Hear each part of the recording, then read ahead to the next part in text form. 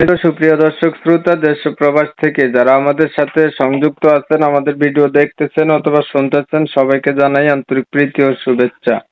বন্ধুরা, একটি আপুর সাথে কথা বলছিলাম, প্রতিবেদন করবে, অডিও কলে সংযুক্ত হয়েছে আমার সাথে। কেন আসলো প্রতিবেদনে বিস্তারিত ভিডিও জুড়ে থাকছে, আপনারা অবশ্যই ভিডিওটা কন্টিনিউ করবেন। আসসালামু আলাইকুম। ওয়ালাইকুম সালাম। আসসালামু আলাইকুম ভাইয়া। ওয়ালাইকুম আসসালাম, ভালো আছেন? হ্যাঁ, ভালো আছি, ইনশাল্লাহ ভালো আছি। আপনি ভালো আছেন? এই তো আমি ভালো আছি। আপু ভালো আছেন, ভালো থাকবেন, ভালো থাকাই কামনা করছি। তবে শুনতে চাচ্ছি প্রতিবেদনে কেন আসছেন? প্রতিবেদন আছে একটা ভালো মনের মানুষের জন্য, যে সুখে দুঃখে আমাদের পাশে থাকবে। আমার মা বাবা নাই, একটা নানুর কাছে আমি থাকি ভাড়া বাসাতে। এখন অনেক কষ্ট হয়, আমি কাজ করতে পারি না, আমার নানুটা অসুস্থ। এখন আমি এই কাজটা করি যাতে এমন একটা মানুষ আমাদের পাশে দাঁড়ায়, যাতে আমাদের সহযোগিতা করে, পাশে দাঁড়ায়, দায়িত্ব নেয়, যে সুখে দুঃখে আমাদের পাশে থাকবে। এই কারণে আসছিলাম একটা ভালো মনের মানুষের জন্য। আগে আর কখনো প্রতিবেদন করছিলেন? না, আমি প্রতিবেদন করিনি। পরিবারে বাবা মা নাই আপনার? আমার বাবা মা নাই, আমি নানুর কাছেই থাকি। বাবা মা কোথায় গেছে? বাবা মা মারা গেছে। আপনার বর্তমান বয়স কত চলে? আমার বয়স 18 চলতেছে।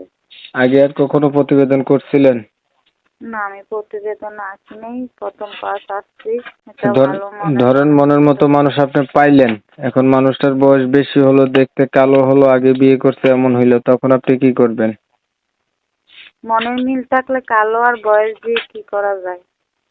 যে পাশে থাকবে সেই তো সারা জীবনের দায়িত্ব নেবে, এটাই তো মানুষের কাছে অনেক কিছু।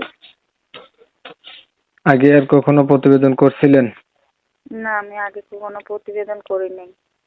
লেখাপড়া কতটুকু করছেন? 6 পর্যন্ত পড়ছি।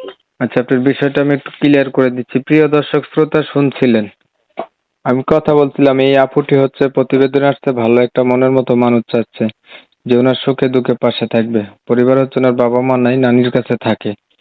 ওনার বয়স হচ্ছে 18 বছর, না? জি, 18 বছর। এখনো বিয়ে শাদী হয় নাই, ক্লাস 6 পর্যন্ত লেখাপড়া আছে।